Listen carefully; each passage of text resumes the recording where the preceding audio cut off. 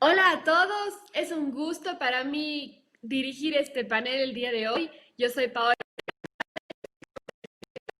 de CMS Group Europe y tengo la suerte de estar con los tremendos panelistas que nos van a hablar el día de hoy sobre perspectiva de la compraventa de NPL visto por Inver, marco prudencial sobre incumplimiento, tolerancia y NIF 9 a la luz de las medidas COVID-19 versus norma contable IFR 9.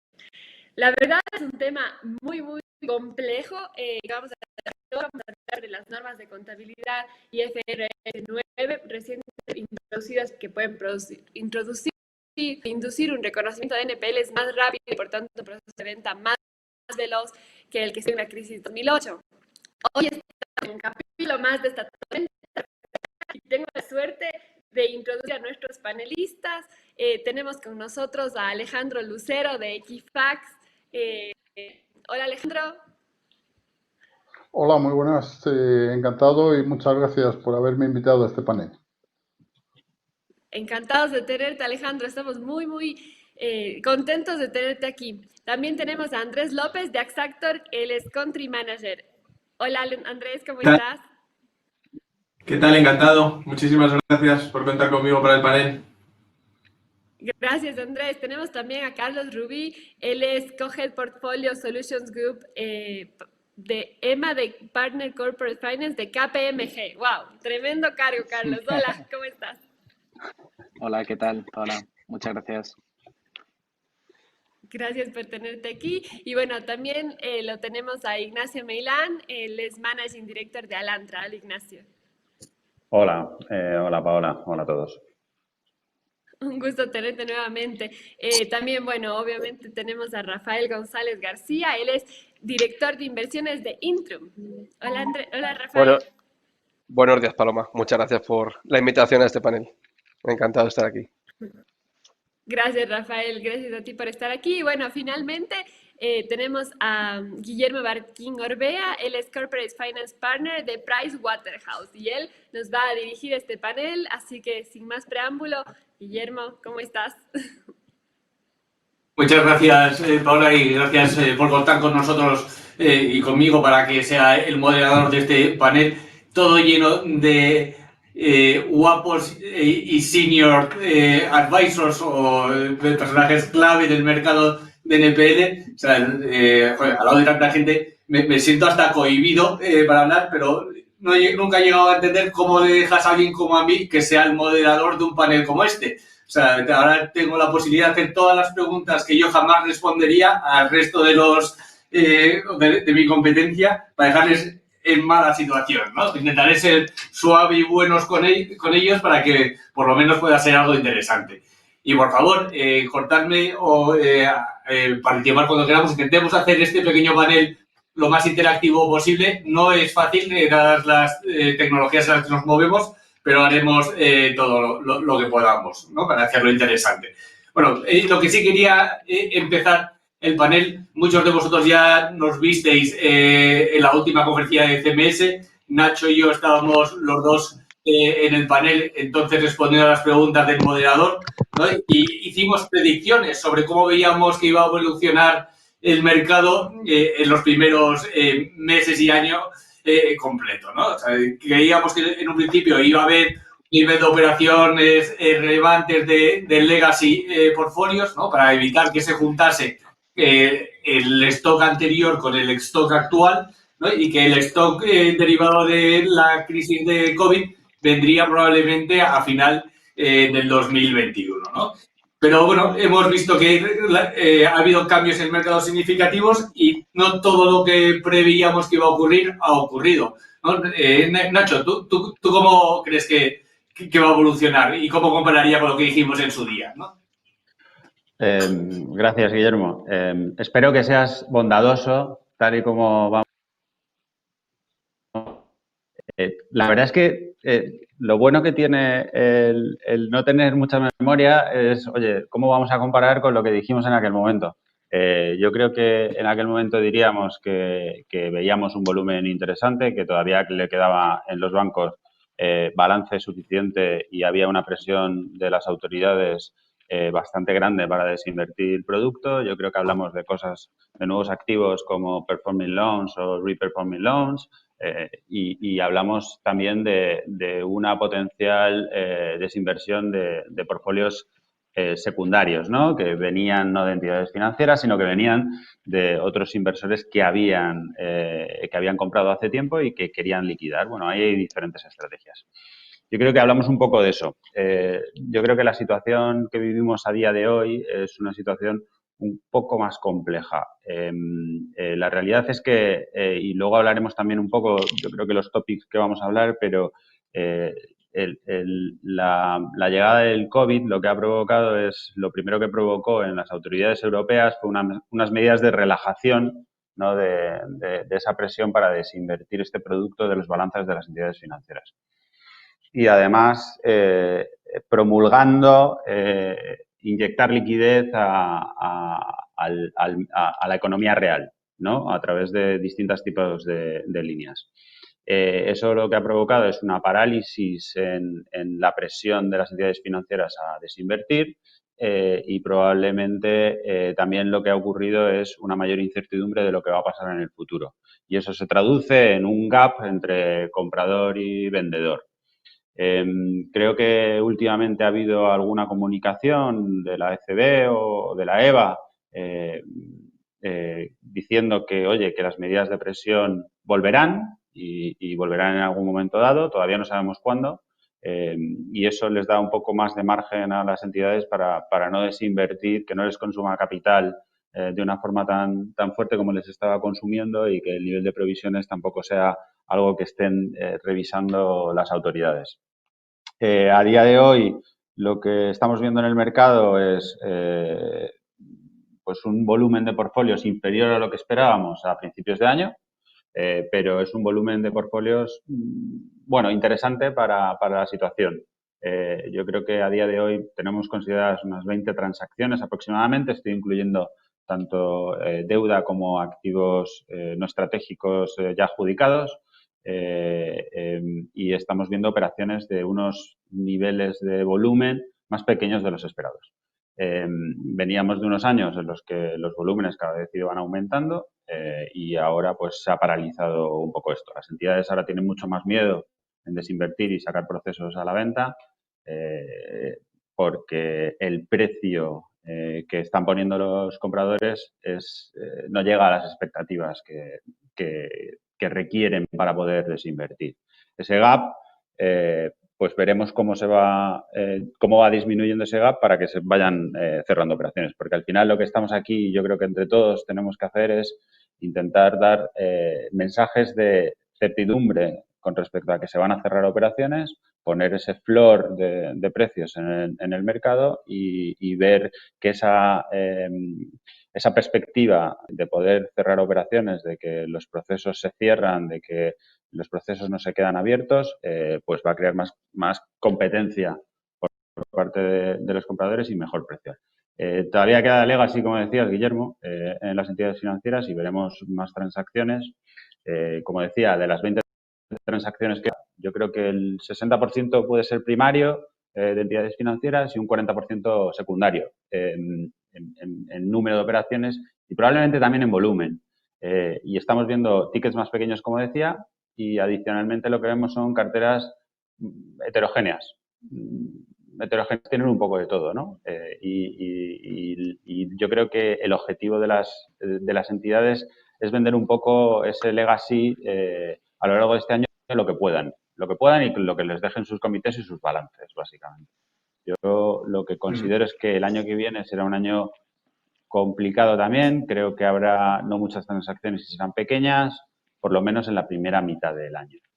En la segunda mitad del año dependerá un poco tanto de si conseguimos crear certidumbre y la situación sanitaria mejora, como también de las medidas de presión para desinvertir estos activos dentro de las entidades y no crear otra nueva bola de nieve tremenda. Yo creo que ese miedo de las autoridades existe y de ahí vendrán algunas medidas para desinvertir. Y eso, bueno, nos da oportunidades a nosotros como asesores para ayudar a la gente, a los tenedores, a los acreedores, a desinvertir este tipo de producto como a los potenciales compradores, que a día de hoy sigue habiendo exceso de liquidez, ¿no? Vemos que hay grandes fondos que tienen exceso de liquidez. Hemos visto levantar muchísimo en los últimos meses, que todavía no está hecho el deployment, todavía no está alocado en proyectos, con lo cual entendemos que cuando empiezan a cruzarse precios y la demanda y la oferta, volveremos a ver otro aluvión. No sabría decirte, bueno, no sabría decir a nadie exactamente cuándo puede llegar esto y ni cuándo va a llegar la nueva ola de non-performing assets, ¿no? No lo sé, dependerá mucho de las medidas. Lo que vaticino es que el primer semestre del año no será un semestre con muchas transacciones. Rafael, tú desde Intrum probablemente tengáis una visión parecida, pero también tenéis un ángulo diferente en cómo veis los temas, ¿no? O sea, vosotros también tenéis actividad bajo gestión, igual que Andrés, y gestionáis algunos de los activos y las ayudas del Estado, la relajación del ECB y también la reciente consolidación bancaria puede afectar a ese volumen de potenciales ventas que puedan venir, ¿no? Sí, ¿Coincides con Nacho sobre la visión? En casi todo. O sea, yo también, bueno, nosotros también pensamos que a corto plazo no va a haber mucho volumen de transacciones, ¿vale? Porque, sobre todo por lo que decía antes Nacho, las entidades tienen miedo, sí, y también el que compra tiene miedo, porque al final hay un montón de incertidumbres, muchas variables en la ecuación que nunca sabes muy bien cómo cuadrar. Y tanto miedo de los bancos a vender carteras por debajo de precio, donde tengan que asumir pérdidas, como los inversores a pagar más de la cuenta y asumir ellos las pérdidas. Entonces yo creo que una de las variables principales va a ser cuándo va a haber algo de incertidumbre de mercado que permita enganchar esa demanda y esa oferta. Tema sanitario va a ser clave. Pensamos que en el Q1, Q2 probablemente el nivel de transacciones va a ser bajo, pero sí que pensamos que a final de año y seguramente en 2022 va a haber bastante más volumen. Nosotros ayer Intrum tuvo el Investors Day y lo que comunicamos a los inversores es que pensamos que a nivel europeo posiblemente el volumen de NPL se duplique en 2,5 veces en los próximos años. Porque al final no cabe ninguna duda de que todos los problemas económicos que está generando esta crisis sanitaria va a traer consecuencias. ¿El cuándo y el cuánto? Bueno, yo creo que esa pregunta nadie sabe responderla. Y si se sabe responder, pues solamente se callaría la respuesta porque entonces es el que sería rico. Pero sí que pensamos que a corto plazo el nivel de transacciones va a ser pequeño y con mucha incertidumbre. Claro. Bueno, una de las cosas que todos también pensábamos que podía ocurrir en su momento era que el volumen del negocio secundario, o sea, de la venta de lo que los fondos habían comprado, se iba a incrementar sustancialmente, ¿no? O sea, al final los fondos tienen que hacer, pagar las deudas que contrajeron para poder comprar algunos de esos portfolios, ¿no? Y ellos sí tienen una cierta presión para poder o para vender esos activos porque el tiempo les come, ¿no? Aunque no tengan que provisionar y el ECB pues les permita cierta relajación. Andrés, tú, en vuestro caso, que vosotros sois dueños también de algunos de los activos y habéis comprado y seguís comprando y estando activos en el mercado, ¿cómo ves tú esta oportunidad? Pues Guillermo, yo inicialmente pues lo que me gustaría comentar es que creo que entramos en una nueva era para nuestra industria. Creo que al fin y al cabo nuestra industria también en parte vive de las crisis y de la capacidad de NPLs que el mercado, en este caso español, es capaz de asumir. Entonces, mi visión es un poco pues la que han comentado tanto Nacho como Rafa. Yo creo que ahora mismo existe una incertidumbre importante, existe un escenario macro que es bastante inestable desde el punto de vista político. ¿Qué va a pasar con los préstamos con garantía, por ejemplo? ¿Qué va a pasar con los desahucios? Estábamos leyendo esta última semana noticias al respecto de que quieren, pues el gobierno quiere todavía proteger más a las personas o en este caso a los deudores. Entonces, todo esto, desde luego que va a tener un impacto importante, ya no solo en las carteras que van a salir en el futuro, sino también en todas las carteras que hemos comprado. Nosotros personalmente vemos que existe un muy importante mercado secundario. Creemos que muchos de nosotros hemos comprado a precios de mercado en los últimos 2 años. El mercado estaba muy maduro, estaba muy estable, cada vez se iban apretando más las rentabilidades y la competencia era mayor. Y de la noche a la mañana nos hemos encontrado pues que hemos comprado activos ahora a un precio superior al que realmente el mercado puede pagar y tenemos que primero darle una solución a esos activos y luego pues también pensar en qué vamos a invertir y cómo en el futuro. Entonces, en esta línea, yo creo que lo más importante es pues esperar y ver, por ejemplo, qué va a pasar con el tema de los ICOs. Ahora mismo, como comentaba Nacho, el mercado está completamente desbordante de liquidez y la diferencia entre esta crisis y la anterior es que en la anterior no tuvimos liquidez y por eso estalló tan rápido y en esta tenemos todo lo contrario, tenemos un exceso de liquidez, pero quizás sin cierto control o cierto criterio. Entonces, yo creo que, por ejemplo, el tema de qué va a pasar cuando acaben las carencias de los préstamos ICO es un hito muy importante porque tenemos que ver si pues a nivel macro le pegan una patada adelante y refinancian para darle a la gente más oxígeno y a las empresas para poder pagar esos ICOs o, sin embargo, empiezan a ejecutar las carencias, entonces empezaremos a ver un repunte importante en las NPLs y eso pues tendrá también un impacto en las transacciones y el precio. Mira, aquí habéis comentado los dos un tema relevante. Muchos de nosotros, seguro que todos los del panel, pero también la gente que nos está viendo, hace seguimiento de los balances de los bancos, ¿no? Yo, mirando los balances de los bancos, parece que no hay crisis y que no ha pasado nada con el COVID. Los bancos están en una situación casi mejor que nunca, ¿no? Carlos, para ti, o sea, ¿esto refleja la realidad o es un juego contable? Bueno, la verdad es que la realidad a día de hoy es que la mora ha subido muy poquito, o sea, desde febrero ha subido en torno a un 1,5, un 2%, y sin embargo la nueva deuda sí que ha subido un 5%. Entonces realmente estamos en términos generales con un ratio de mora por debajo de febrero, ¿no? Lo cual, bueno, a nivel de números es la situación. ¿Cómo va a evolucionar? Yo creo que es la pregunta clave, ¿no? A la hora de fijarnos o hacer un market sizing de cuál es el volumen y que se ve en la contabilidad de un poco de cuál es lo que hay a nivel España, nos tendríamos que fijar en un poco en los legacy assets, como comentábamos, que bueno, a nivel de REOs y NPLs, pues si en los bancos españoles hay en torno a 41.000 millones, incluyendo Sareb, y a nivel de NPLs hay en torno a 106.000 millones, incluyendo también Sareb. A esto hay que añadir las cifras de Stage 2, que bueno, pues que ha subido ligeramente desde el principio de la pandemia y estaríamos en torno a 160.000 millones. Esta cifra, juntando los NPLs y la cifra de Stage 2, no está mal. O sea, a nivel de media europea, suma Stage 2 más Stage 3 suele ser en torno al 10% del book de los bancos. Pero bueno, a esto hay que añadir que dentro de lo que sería Stage 1, pues nos encontramos con un volumen de moratoria que al primer semestre estaba en torno a 52.000 millones y préstamos con garantía ICO que están en torno a 72.000 millones.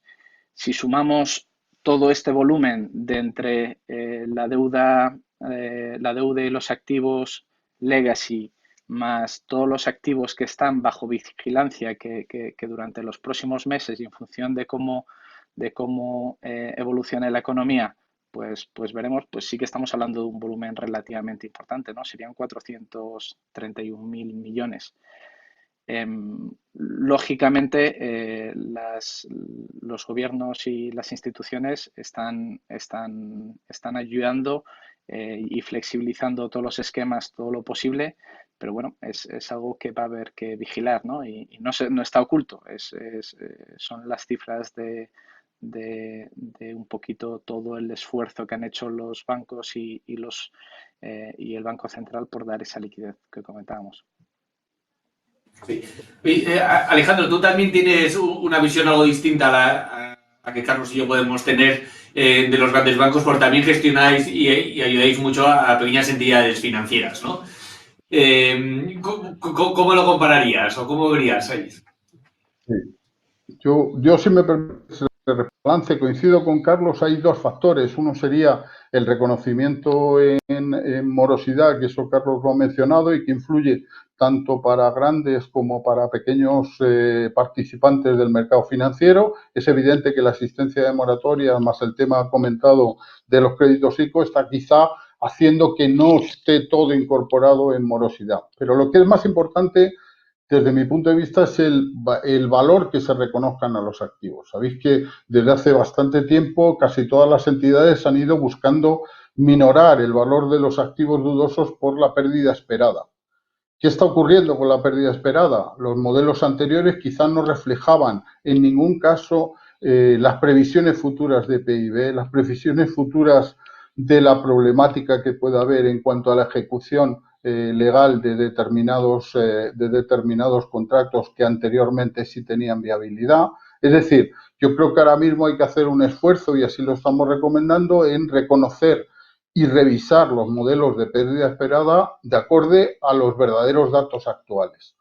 Durante este año se han producido parálisis en el mundo contencioso, en el mundo legal, con lo cual los datos quizá últimos tampoco reflejan en exceso la caída de recobro contencioso que podemos tener, y por tanto hay que volver a ajustar con un estudio verdadero basado en prácticas reales cuál es la pérdida esperada para de verdad tener contabilizado no solamente la mora, sino el valor que dicha mora debe tener en nuestro balance. Ahí, Alejandro, y por seguir contigo un segundo, has sacado un tema muy relevante, ¿no? La pérdida esperada de algunos de esos bloques de activos puede ser significativamente mayor a la que los bancos prevén ahora, ¿no? Y eso también afectará a la calidad de los activos que vayan a vender, porque habrá pasado además un periodo más largo hasta que se puedan vender debido a las moratorias, ¿no? Sin duda. ¿Crees que esto va a afectar no solo a los valores, pero también a la forma de gestionarlo, ¿no?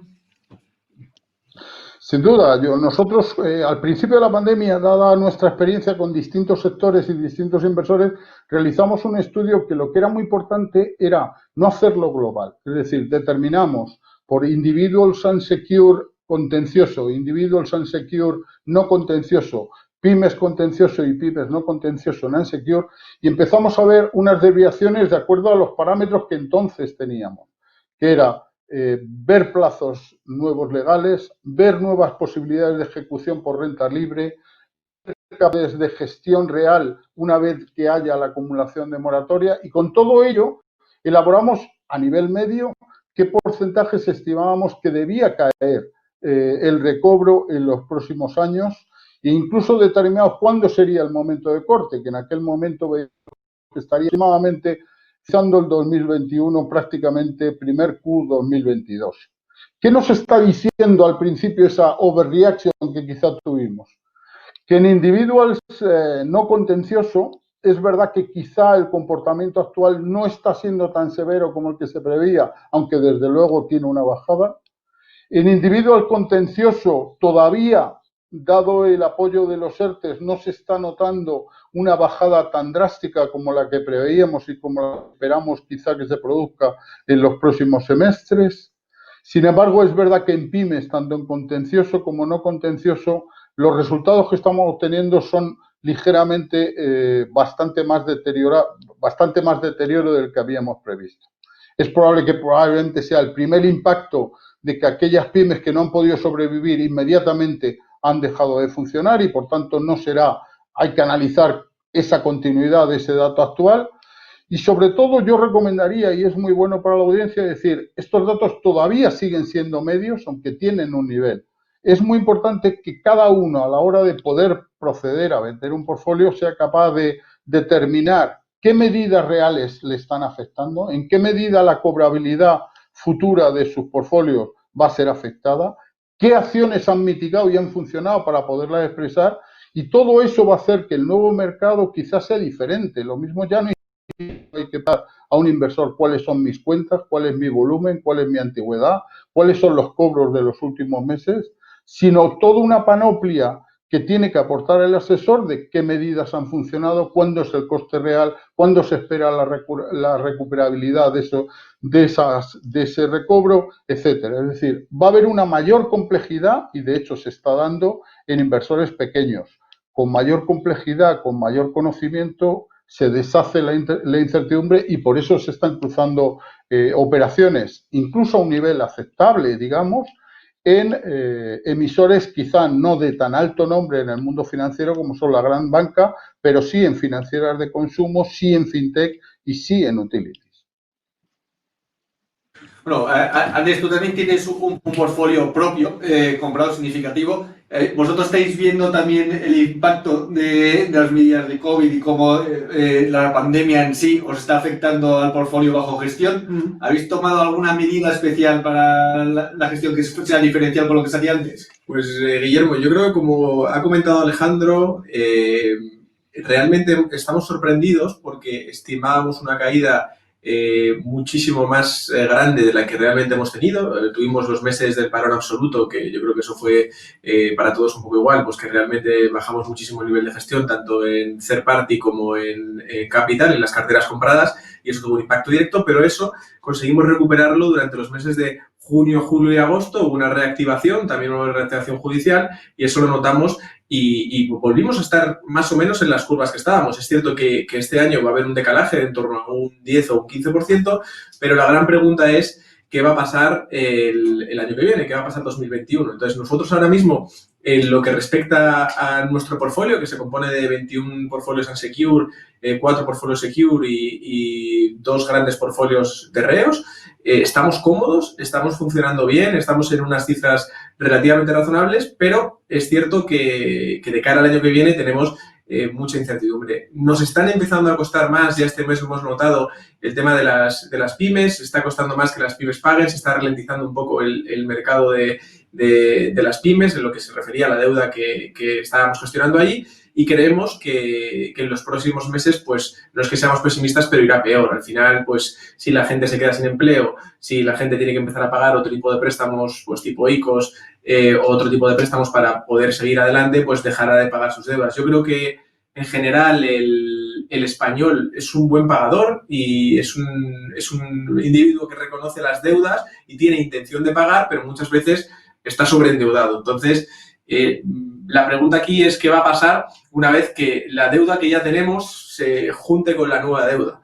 Entonces, yo ahí, la visión que tengo, Guillermo, es que hemos mal acostumbrado al vendedor. Al final hemos pagado precios, yo creo, que altamente competitivos en los últimos, sobre todo, 2 años a los vendedores. Entonces, cuando un banco ha vendido unsecure a tasas del 20% en algunos casos, pues es bastante complejo que ahora le quieras convencer que lo que antes eran 20, ahora son 10. Entonces, al igual que comentaba antes Nacho, yo creo que necesitamos un poco de tiempo todos para que el mercado se ajuste a la realidad actual y a las tasas de probabilidad que vamos a tener y macheando eso pueda generarse otra vez esa actividad que todos necesitamos y de la que vivimos.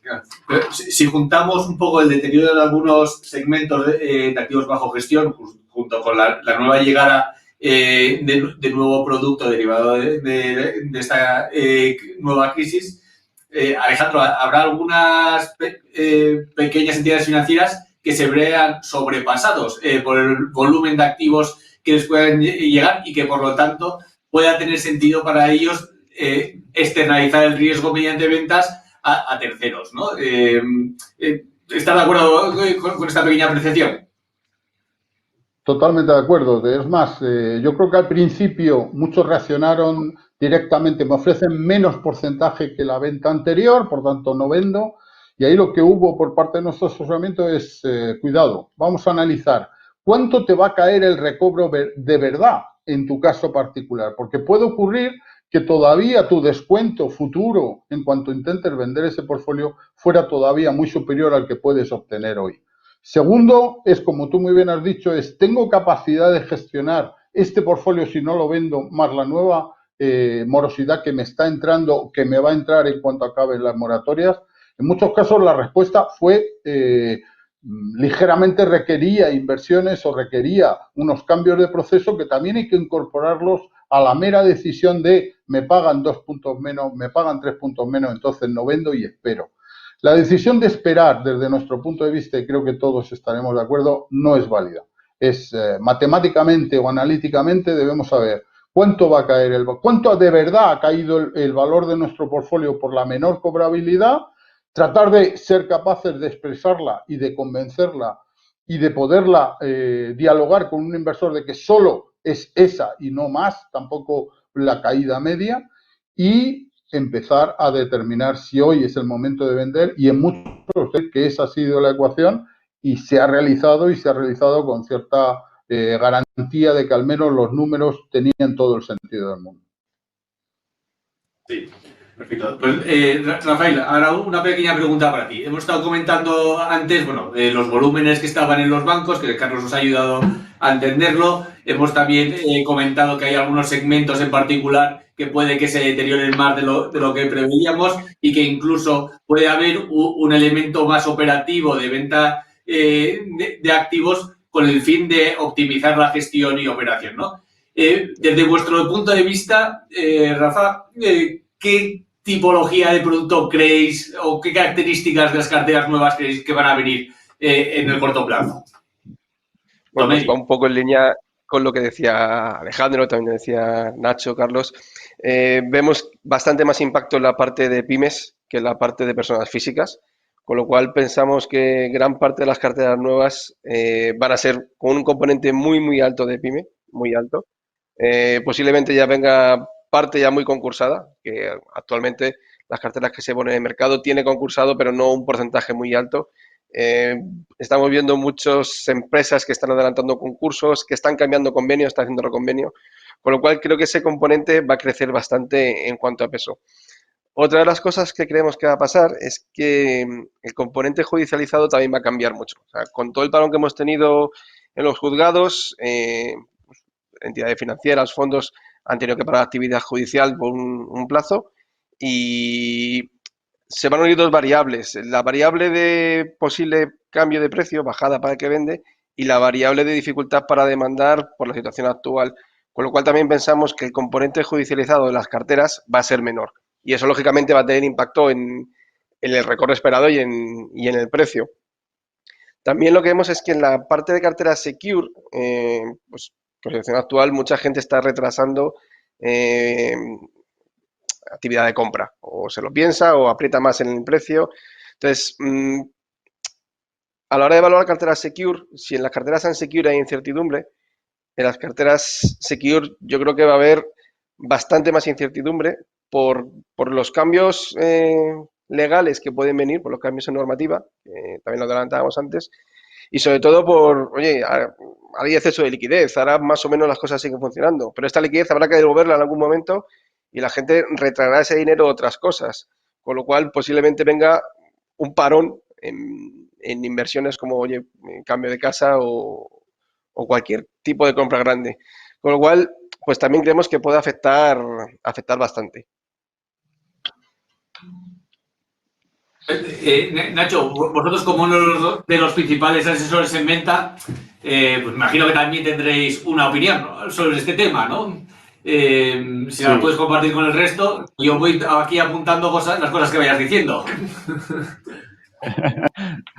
Creo que las vas a saber tú mejor que yo, seguro, Guillermo. Bueno, yo vuelvo un poco a un punto anterior que yo creo que es el fundamental y es precio, ¿no? Al final de lo que se trata es, oye, si alguien quiere desinvertir y nuestro papel como asesores es ayudar a desinvertir, es decirles a los vendedores, esto es en inglés, ¿no? Educarles, pero trasladarles la realidad del mercado de dónde están los compradores y dónde van a estar por tipología de producto. Yo creo que este año ya lo hemos visto proyectos que se han sacado al mercado, que en pre-COVID, proyectos grandes de NPL secure, individuos, hipotecas de personas físicas, se han cerrado justo antes, ¿no? Nosotros tuvimos la suerte de cerrar un proyecto bastante grande de hipotecas de personas físicas. Posteriormente hemos visto algún proyecto grande también, o relativamente grande, algo inferior, pero relativamente grande, de este mismo tipo de producto y parece que no ha salido, están en pausa, ¿no? Digamos así. ¿Por qué? Porque el gap ese que decíamos entre vendedor y comprador todavía es grande y más en ciertos tipos de productos. Yo creo que claramente aquí lo que sale de esta conversación y de este panel es que por tipología de deudor, la pyme es lo que para sufrir más y creemos que los vendedores van a estar dispuestos a vender antes. Tipología probablemente primero serán secure, sin garantía o con una garantía personal o corporativa y probablemente posteriormente veamos personal. Con garantía real, perdón, pero serán en pymes y esos son los proyectos que tienen una mayor probabilidad de éxito para que se cruce oferta y demanda. ¿Qué tipologías de activos inmobiliarios veremos también? Yo creo que la presión también para desinvertir ese volumen, como decía Carlos, es un volumen ingente. Estamos hablando de 40.000 millones, si no me equivoco lo que ha comentado Carlos, en los balances de las entidades financieras, incluyendo Sareb. Veremos también. Y creo que lo último que vamos a ver son los individuos y sobre todo los individuos con garantía física, ¿no? Con garantía real, perdón, con hipotecario. ¿Por qué? Pues porque da la sensación de que tanto las entidades financieras como la regulación actual que tenemos va a estar más enfocada a proteger la venta de ese tipo de producto. Bueno, yo realmente aquí lo que tenemos que hacer, y esto lo sabéis bien vosotros, Guillermo y Carlos, y Alejandro, por supuesto, es saber asesorar a los vendedores de cuál es el precio que somos capaces de conseguir en un mercado abierto, en un proceso competitivo y demás. Y además estar muy de la mano tanto de los compradores como Andrés o como Rafa, para entender cuáles son sus nuevas asunciones. Nosotros llevamos todo el COVID y todo el lockdown hablando con todos los fondos interesados y con dinero para invertir, para entender cuál es el riesgo que están dando, cuáles son las inversiones que están dispuestos a hacer, cuál es el retorno esperado. Ante la incertidumbre los retornos suben, el dinero es cobarde y es así. Cuáles son sus estimaciones de tiempos de gestión para poder asesorar a la parte vendedora y poder decirles, oye, aquí. Y adicionalmente, ¿cómo está el mundo de la financiación? ¿No? Porque la financiación tiene un impacto directo en precio y la financiación ha ido evolucionando a lo largo de los últimos meses.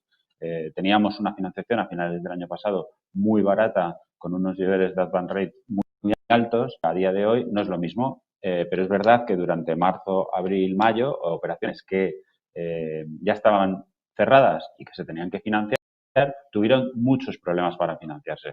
Y eso al final repercute en el retorno de los inversores, repercute en la incertidumbre y repercute en el precio, básicamente. Entonces, tenemos que hacer mucho esfuerzo en poder entender muy bien cuáles son los objetivos de compra para poder asesorar a los vendedores y poderles decir y empujar entre todos a que ese gap lo vayamos disminuyendo. Carlos, no sé, seguro que te acuerdas, ¿no? Pero cuando empezó la crisis financiera, cuando tú y yo estábamos los dos bajo el mismo tejado, pasaron años antes de que empezasen a transaccionar de forma recurrente muchas de las carteras, ¿no?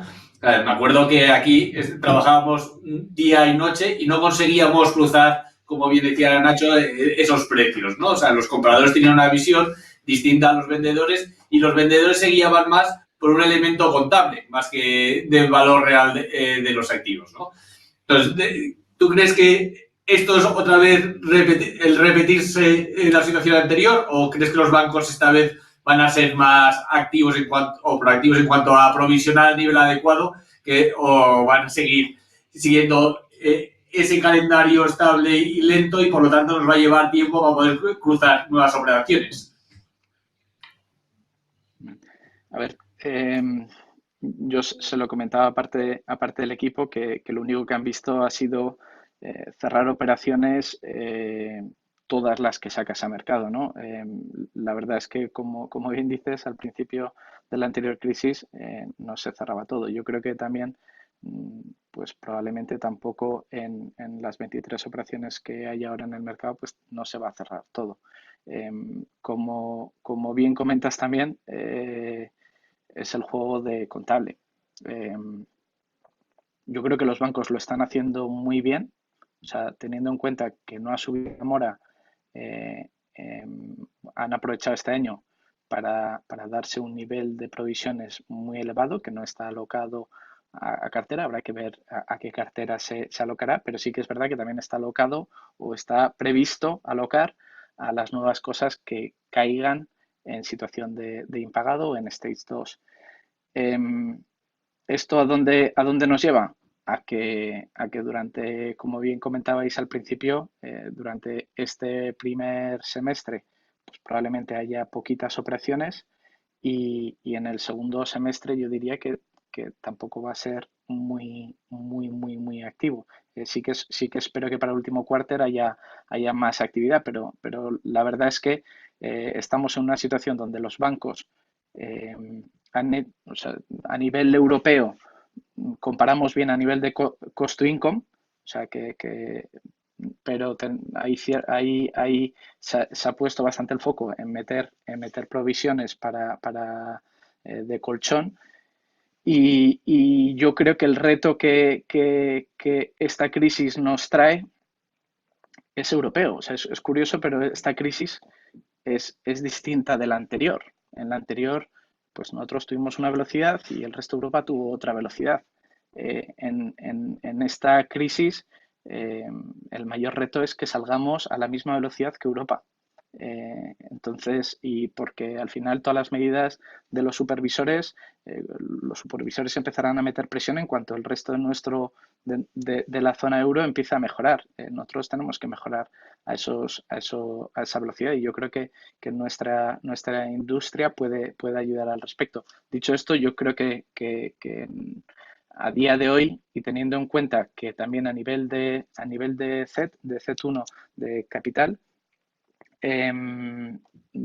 básicamente estamos a la cola, ¿no? de Europa. Entonces, sí que los bancos tienen una sensibilidad muy alta hacia operaciones que puedan llevar a pérdidas, porque su objetivo a día de hoy es seguir incrementando el ratio de capital, ¿no? Entonces, no diría que es por... Yo creo que ya todos los bancos han asimilado que tienen que vender cartera, que es una forma estratégica como cualquier otra de recuperación, pero no se puede hacer. O sea, que hay que tener muy en cuenta cuáles los impactos contables, incluso impactos en modelos, ¿no? Y bueno, ahí la verdad es que hay bastante trabajo que hacer. Que ha sacado, yo creo que bastante relevante, ¿no? Que es, al contrario que la crisis anterior, aquí nos da a todos el hostiazo al mismo tiempo, ¿no? Entonces, todos con la cara roja, sin capacidad de movilizar los recursos adecuados en el sitio adecuado, ¿no? Y aunque haya un exceso de liquidez, como antes bien comentabais, claro, ¿en dónde se va a focalizar el dinero, no? Y yo creo que esta pregunta para ti, Andrés, o sea, tú como comprador de activos, claro, vas a tener activos en todas partes de Europa, o sea, te estás frotando las manos pensando que vas a hacer en agosto dentro de poco, ¿no? Pero claro, ¿dónde vas a focalizar? ¿Qué aspectos van a influir en que tú mires un portfolio con que miren otro portfolio en otro país, ¿no?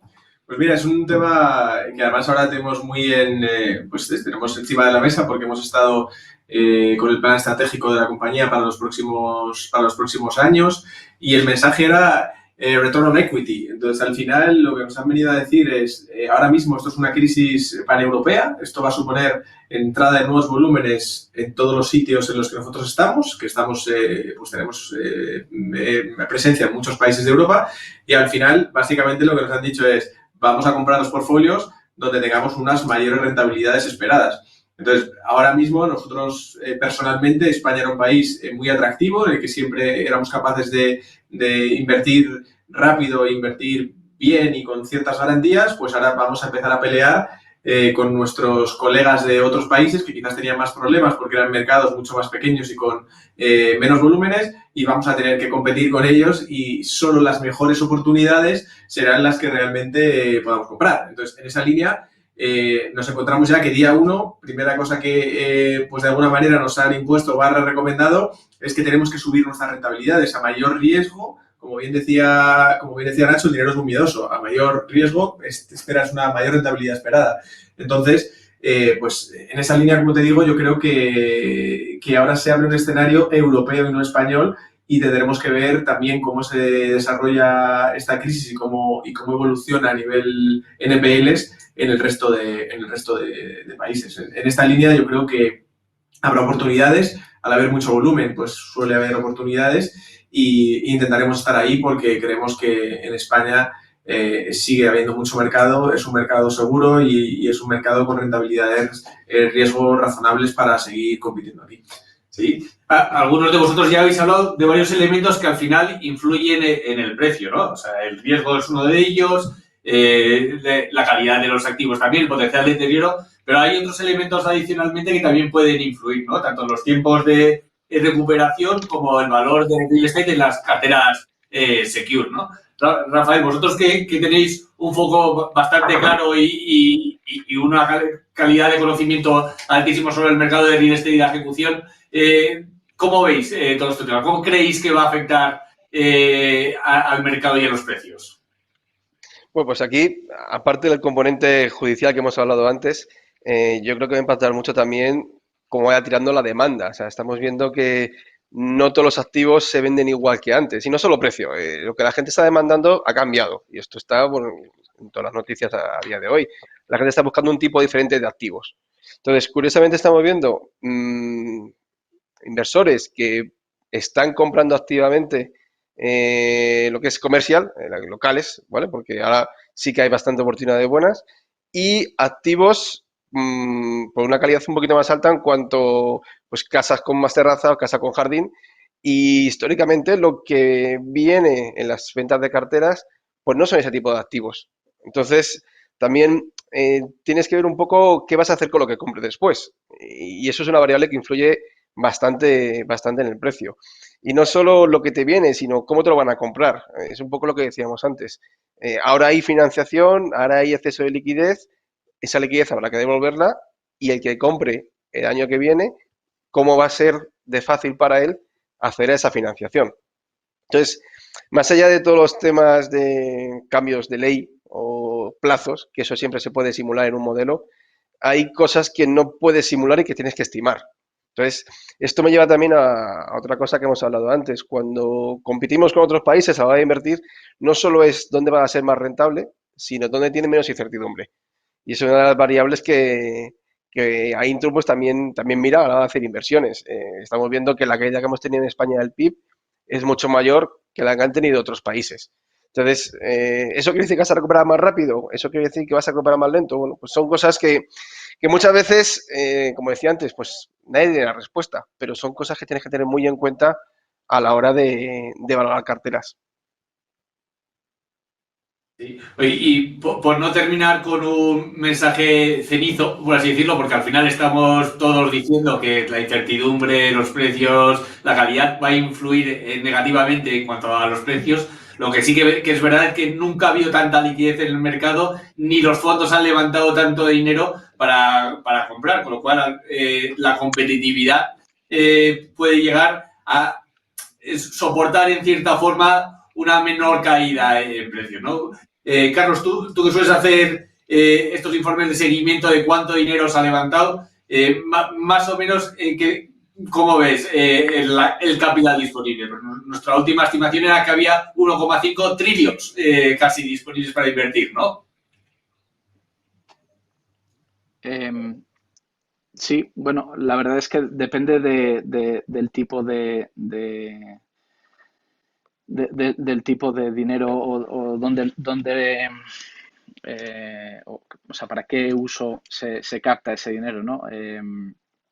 Pero sí que a nivel, nosotros lo que miramos es un poquito más todo lo que es levantamiento de capital para invertir en private debt, que incluye bueno, pues incluye distintos aspectos como el direct lending o mezzanine, pero también incluye todo lo que es distress debt y special situations. Y básicamente ahí pues sí que a nivel global se han levantado ahí dry powder en torno a 122 billions. Es verdad que aquí no incluimos deuda, o sea, no incluimos fondos que se han levantado para la inversión en real estate y que también están incluyendo cada vez más un componente elevado de deuda dentro, o sea, el objetivo de inversión en deuda relacionada con real estate, ¿no? Entonces, hay distintas fuentes. Sí que es verdad que estamos en un momento a nivel de dry powder máximos. De hecho, en el último quarter, en Q3 de 2020, pues se ha paralizado bastante el levantamiento de nuevos fondos porque tampoco se está pudiendo invertir tanto como se estaba esperando al principio de la pandemia. Y lo que sí que hay una tendencia también es a que cada vez el volumen, pues, los fondos grandes o los gestores grandes captan más volumen y también los inversores prefieren confiar en vez en un pool de inversores en algunos más grandes, ¿no? Entonces sí que hay cierta tendencia. Yo creo que como en todo, ¿no? Al final pasará como en servicing, como en todo. O sea, que todas estas situaciones de nuevas crisis te hace preguntarte quién puede estar mejor capacitado para tomar oportunidad de esta situación y al final, pues como en todo, España empieza a ser un mercado maduro y va a haber presión de un poco de consolidación a todos los niveles. Bien, entonces, un poco por terminar todo, yo creo que estamos todos de acuerdo que viene un volumen altísimo de negocio para todos los players en distintos segmentos, que va a haber un volumen que va a ir incrementándose a lo largo de los meses en cuanto a venta de activos non-core, que la tipología será ligeramente distinta a la anterior, no portfolios tan homogéneos, pero sí más portfolios de pymes cuya rentabilidad o ejecución, esto es algo todavía complejo de determinar, pero que probablemente sea y haya que implementar características distintas en cuanto a la gestión y estrategias de recuperación y que a priori seguiremos teniendo un gap de precios que se irá reduciendo a lo largo de los meses, ¿no? Yo creo que eso nos permite concluir que oye, el mercado está ahí, llegará y todos seremos unos, por mi parte, asesor, por vuestra parte, compradores, felices a lo largo de los próximos meses. Sí, yo creo que incluso años, podríamos decir. Bueno, pues yo si me permite, no nos está mal para terminar con este...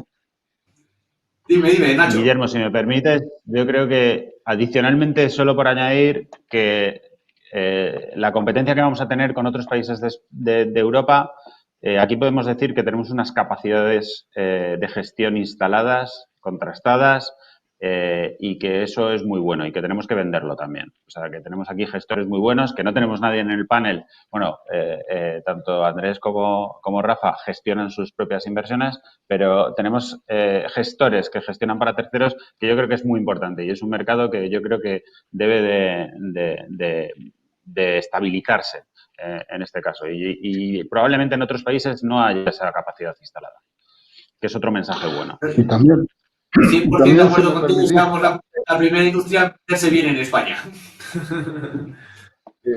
Solo un pequeño apunte, si me permitís, que muchas veces hablamos de banca, pero no hay que olvidar que hay otros sectores, financieras de automoción, fintech, utilities y telco, que en principio quizás sus caídas y tienen servicios muy especializados e inversores que serían capaces de adquirir estas carteras con algo menos de incertidumbre la que existe en la banca, con lo cual no debemos olvidarlas porque ahí también hay un verdadero hunting ground de oportunidades. Perfecto. Ya le veo a Paula que se ha conectado también. En mute. ¿Qué opinan de esta tormenta perfecta? Ahora tenemos algunas preguntas que hemos hecho como encuestas, a modo de encuestas en el chat. Y sí me gustaría saber, así en un minutín, ¿qué piensan ustedes? O sea, acá la primera pregunta que hicimos en la encuesta dice, ¿crees que compradores y vendedores de NPLs podrán cerrar operaciones antes de fin de año? ¿Llegarán a acercar posturas de pricing? ¿Ustedes cómo lo ven? ¿Qué creen que respondió la audiencia? Que sí, yo creo que La claramente respuesta sí, ¿no? parece Sí, obvia. sí. Eso estaría lo que nosotros hemos estado comentando. Poco a poco se irán acercando las posiciones y se podrá cerrar algo. Cuando Yo dos creo que personas Depende de todo. a todos nos va la vida en Al ello. final se- O sea, hay que vender y hay que comprar. Y al que asesora. Bueno, También, en verdad también. la respuesta es muy dividida, 50-50. La mitad opina que sí, la mitad opina que no. Muy, muy interesante. Lo siguiente que preguntamos a la audiencia es, ¿crees que el vendedor de mercado secundario deberá vender su cartera a pérdidas? ¿Ustedes qué creen que respondieron? ¿Que sí o que no? Yo imagino que respondieron que sí. Depende, El problema, depende tanto del vendedor y el precio que el pagó en su... problema es que es pérdida, Sí. no, que es pérdida. Estamos teniendo No es pérdida ahora. Mm. Perdón. Sí. No, aquí queremos casi todos seguir teniendo clientes, entonces esta vamos a hacer paso palabra, en mi caso. Perfecto. No, bueno, en verdad no respondieron que sí. El 56% cree que sí, pero el 44% cree que no.